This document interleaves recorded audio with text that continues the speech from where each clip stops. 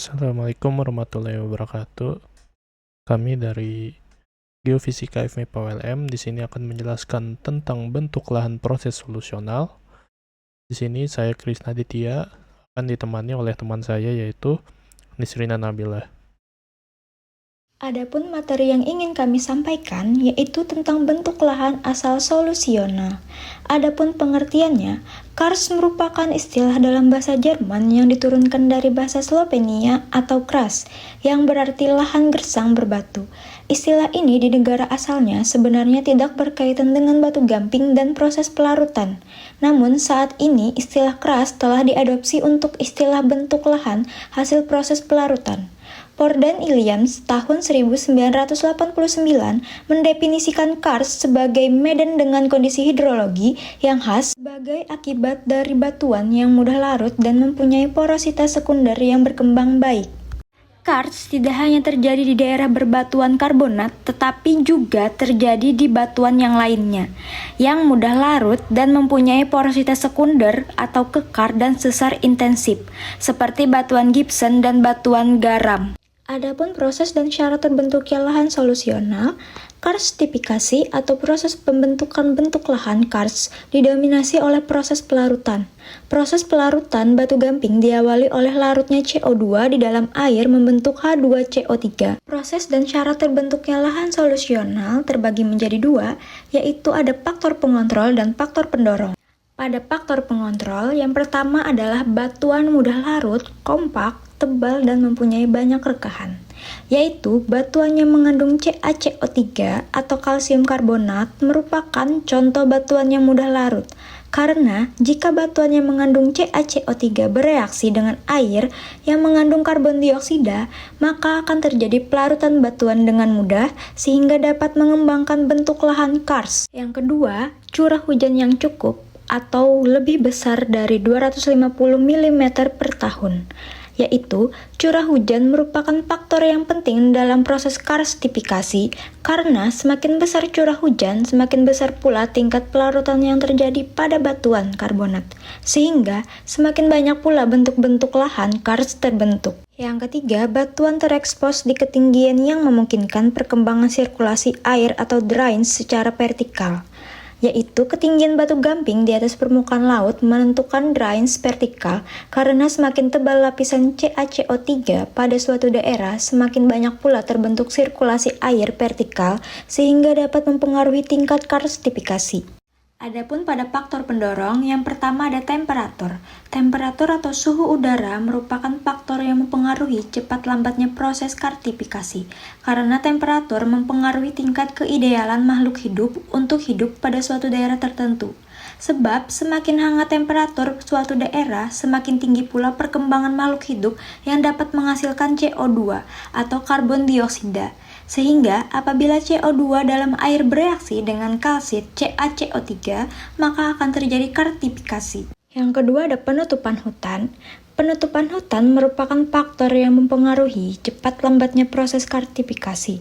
Karena semakin rapat suatu area tertutup oleh hutan, semakin banyak CO2 yang terkandung dalam tanah sebagai akibat dari perombakan zat-zat organik sehingga semakin tinggi pula tingkat daya larut air terhadap batu gamping. Adapun proses terbentuknya lahan karst, adapun penjelasannya yaitu pembentukan topografi karst dimulai pada saat air permukaan memasuki rekahan yang diikuti oleh pelarutan batuan pada zona rekahan tersebut. Akibatnya, ada proses pelarutan tersebut, rekahan yang ada menjadi semakin lebar, akhirnya membentuk sungai bawah tanah atau gua. Davis 1930 dalam Endarto 2007 mengemukakan teori pembentukan gua yang dikenal sebagai dipertic teori yang mengemukakan bahwa gua terbentuk di tempat yang jauh di bawah muka air tanah karena aliran air freatik dapat mencapai tempat yang sangat dalam. Dengan adanya gua dan sungai bawah tanah, maka dapat terbentuk depresi tertutup yang disebut surupan. Surupan atau dolines terbentuk bila atap gua atau sungai bawah tanah runtuh, dan surupan yang terbentuk dikenal dengan nama collapse dolines atau subjection karst collapse dolines. Adapun menurut Bloom tahun 1979 mengemukakan bahwa surupan dapat terbentuk oleh proses pelarutan pada saat air permukaan memasuki rekahan pada batuan. Surupan jenis ini disebut solution dolines. Perkembangan surupan runtuhan dimulai dengan adanya rongga bawah tanah atau gua pada batu gamping, di mana gua tersebut mengalami pelebaran bersama-sama dengan perkembangannya stalagmit dan stalaktit. Fase selanjutnya adalah runtuhannya atap atau gua dan membentuk surupan yang bentuknya tidak teratur. Surupan pelarutan mulai berkembang saat terjadi pelebaran kekar vertikal oleh pelarutan.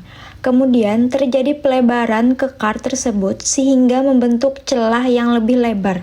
Selain itu, surupan juga dapat terbentuk oleh proses subsiden pada material sukar larut yang menutup batuan mudah larut.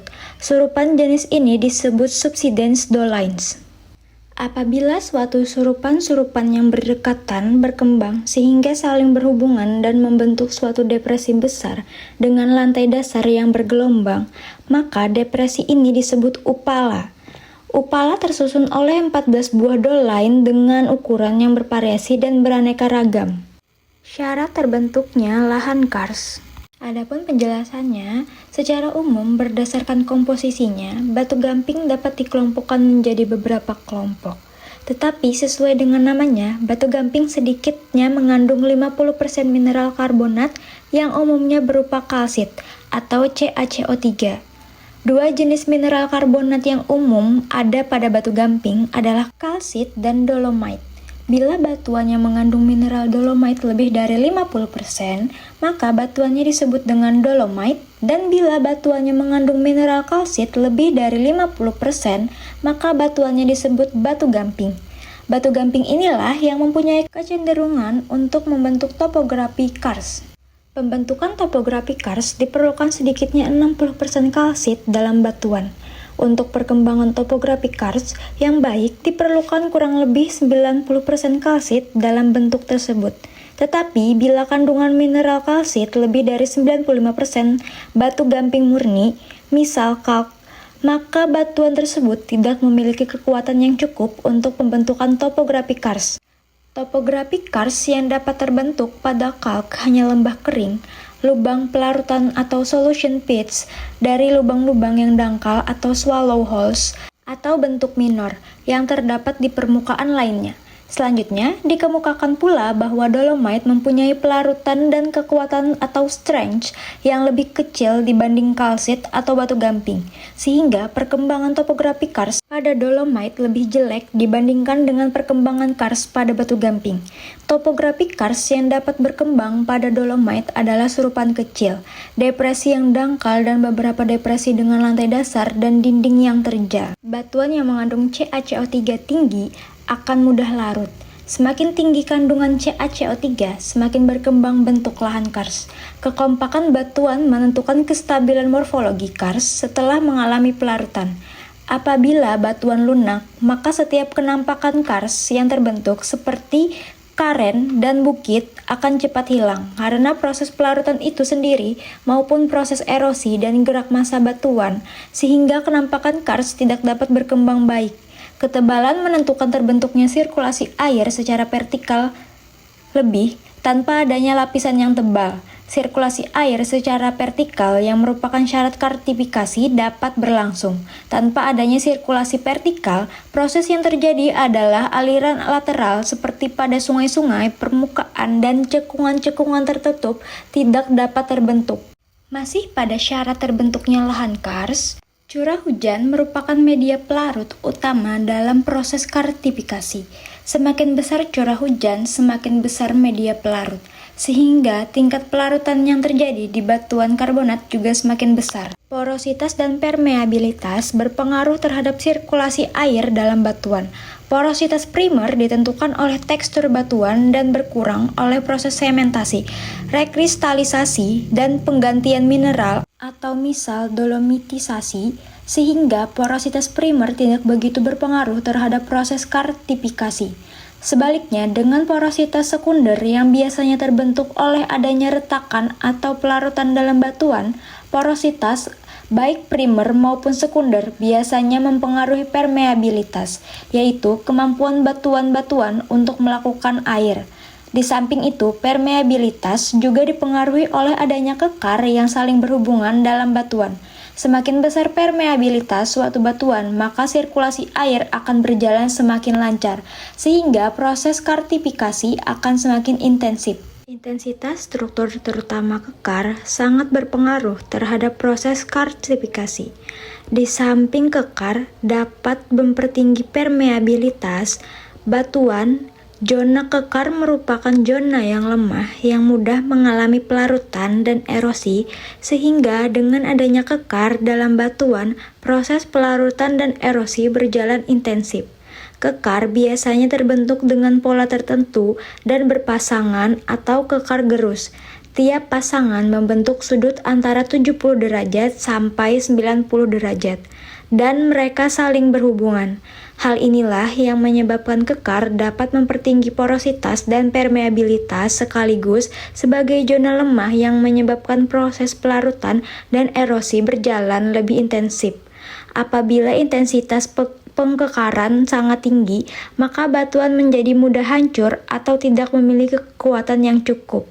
Di samping itu, permeabilitas menjadi sangat tinggi sehingga waktu sentuh batuan dan air sangat cepat. Hal ini menghambat proses kartifikasi dan adanya kontrol struktur dalam pembentukan topographic karst. Ini diberikan contoh pada pembentukan gua. Ketinggian batu gamping terekspos di permukaan menentukan sirkulasi atau drains secara vertikal. Walaupun batu gamping mempunyai lapisan tebal, tetapi hanya terekspos beberapa meter di atas muka laut, kartifikasi tidak akan terjadi. Drains vertikal akan terjadi apabila julat atau jarak antara permukaan batu gamping dengan muka air tanah atau batuan dasar dari batu gamping semakin besar.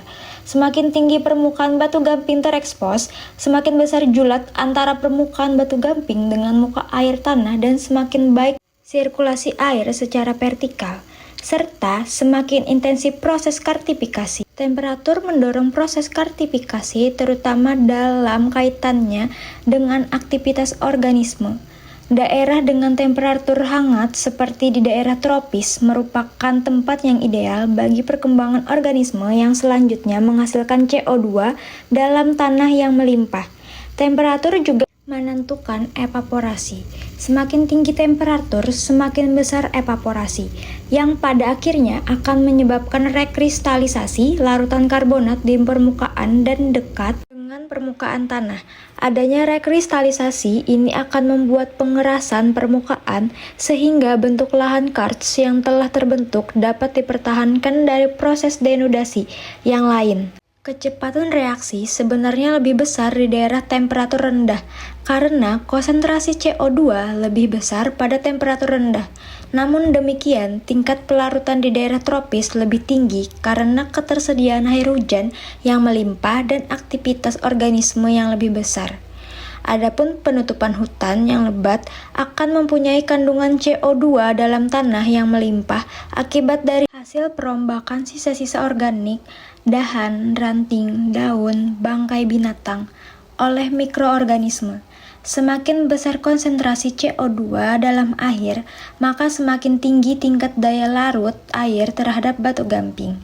CO2 di atmosfer tidaklah bervariasi secara signifikan, sehingga variasi proses kartifikasi sangat ditentukan oleh CO2 dari aktivitas organisme. Itulah penjelasan dari syarat terbentuknya lahan karst. Jadi, dari penjelasan yang disebutkan tadi, maka dapat disimpulkan syarat-syarat terbentuknya lahan karst adalah sebagai berikut. Yang pertama, tebal lapisan batu gamping lebih besar 200 meter agar memungkinkan terbentuknya bentuk lahan karst yang sempurna. Yang kedua, harus terdapat batuan mudah larut atau batu gamping di permukaan atau sedikit di bawah permukaan. Yang ketiga, batuan tersebut kompak, banyak memiliki rekahan-rekahan dan berlapis tipis. Yang keempat, terdapatnya lembah-lembah utama pada ketinggian lebih rendah daripada batuan ini. Yang kelima, memiliki iklim basah dan hangat agar memungkinkan terjadinya proses pelarutan dan pembentukan karst. Yang keenam, harus terdapat curah hujan minimal sedang. Dan yang ketujuh, adanya proses tektonik atau pengangkatan yang perlahan dan merata di kawasan batu gamping. Berikut merupakan kesimpulan dari cara terbentuknya lahan karst yang telah saya jelaskan.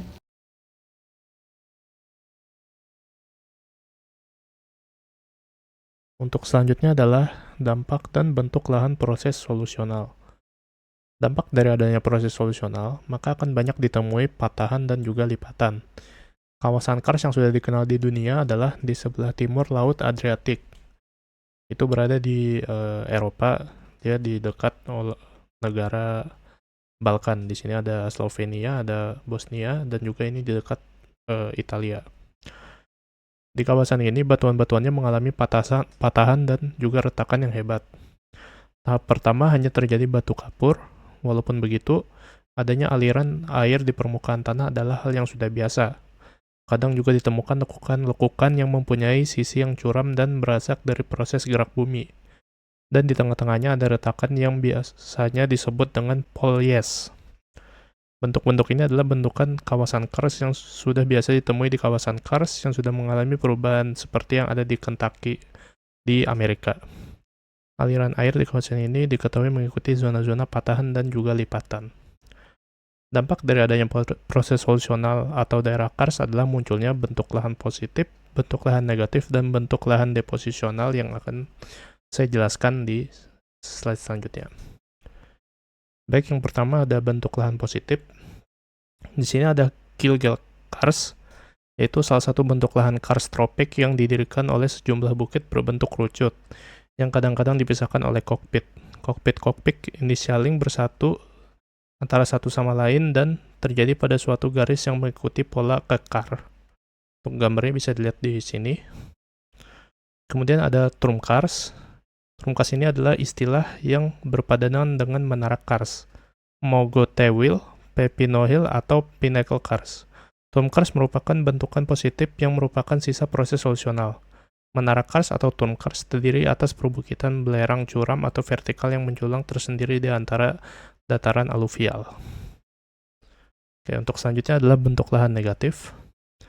Bentuk lahan negatif dimaksudkan bentuk lahan yang berada di bawah rata-rata permukaan setempat akibat proses pelarutan, runtuhan maupun terban.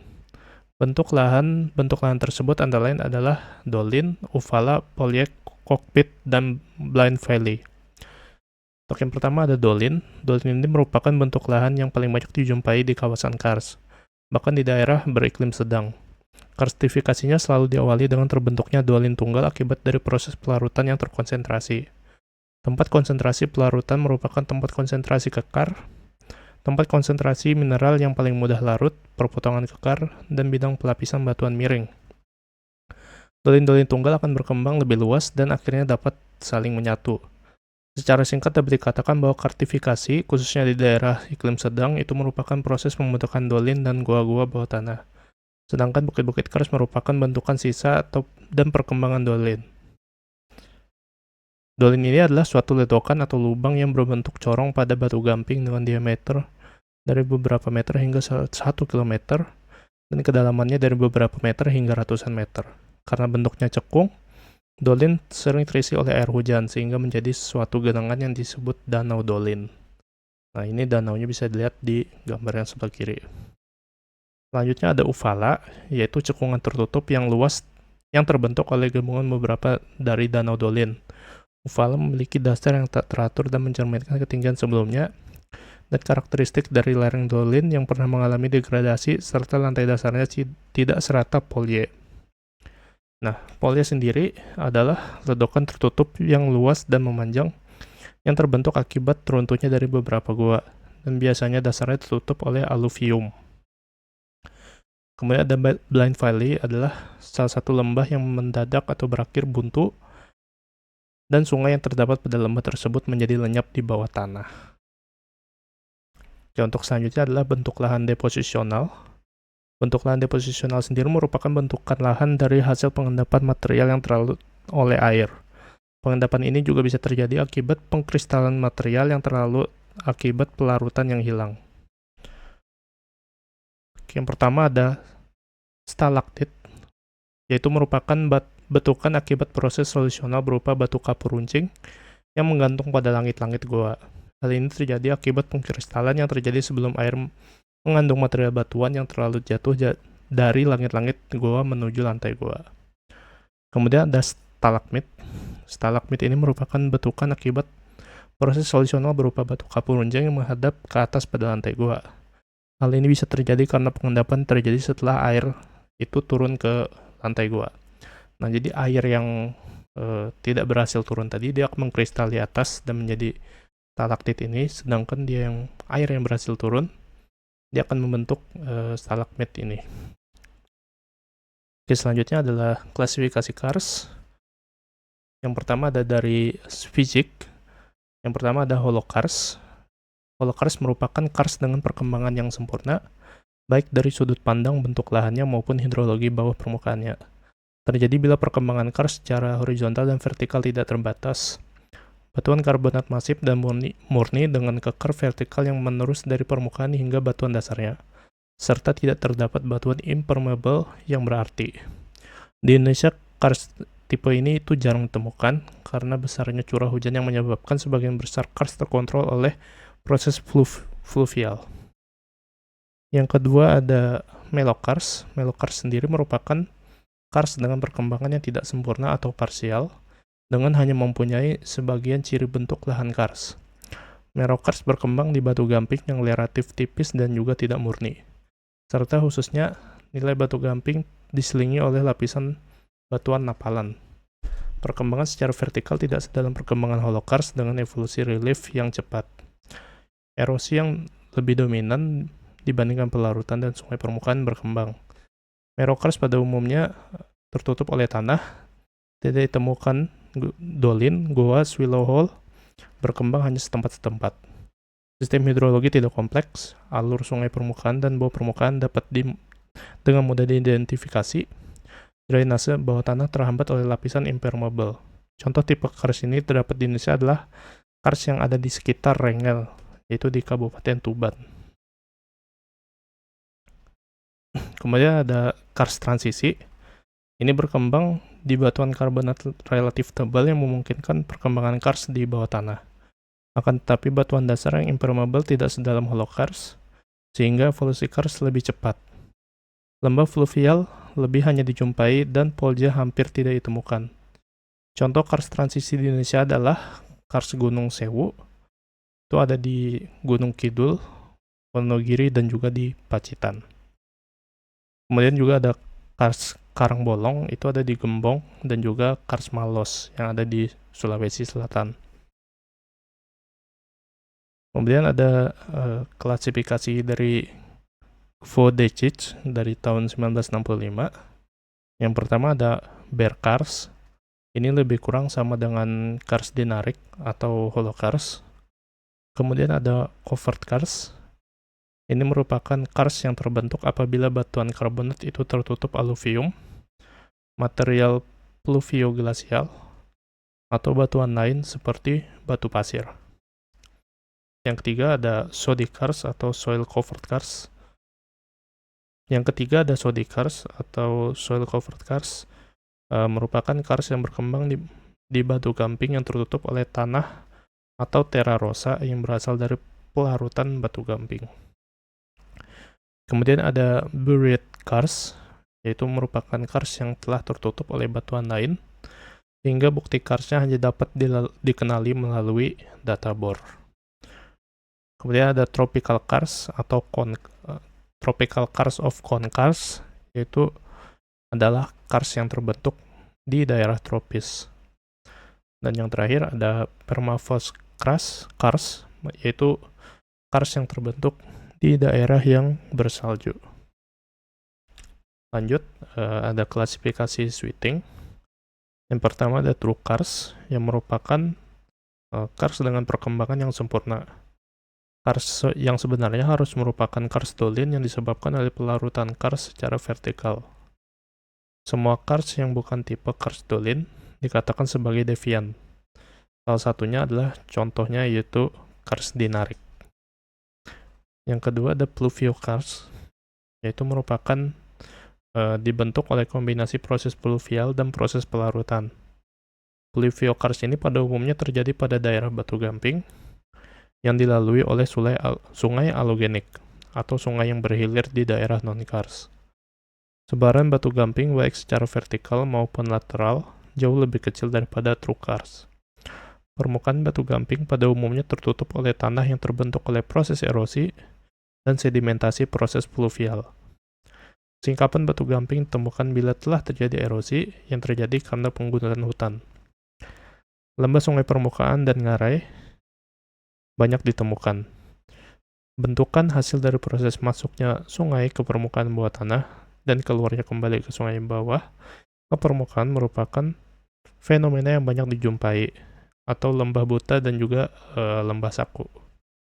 Yang ketiga ada glasiokars, yaitu merupakan kars yang terbentuk karena karstifikasi yang didominasi oleh proses glasiasi dan juga proses glasial di daerah batu gamping.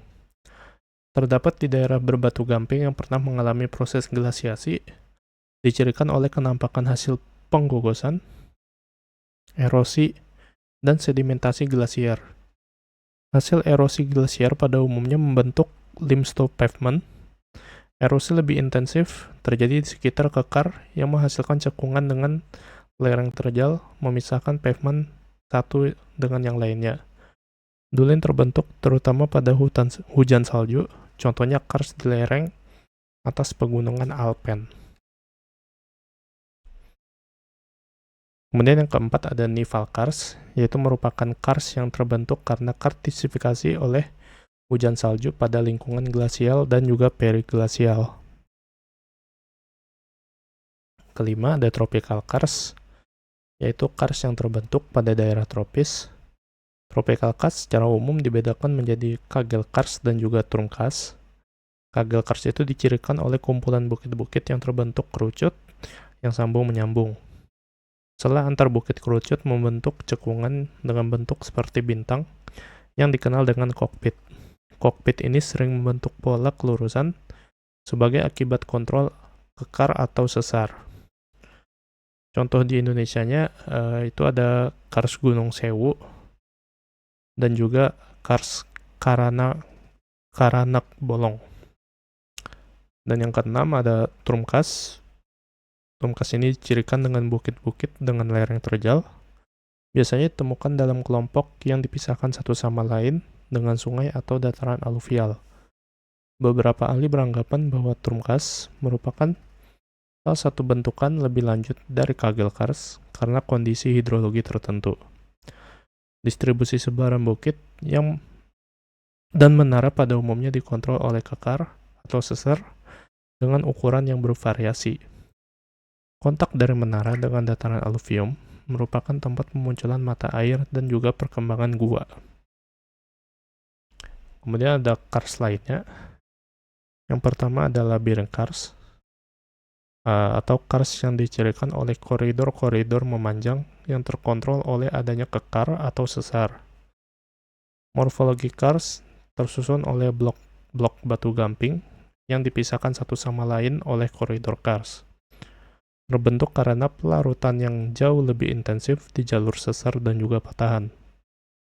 Contoh di Indonesianya adalah di Papua dan sebagian itu ada di Gunung Sewu. Kemudian yang kedua ada kars poligonal, merupakan penamaan yang didasarkan dari sudut pandang morfometri dolin. Kars ini dapat berupa kerucut kars maupun menara kars.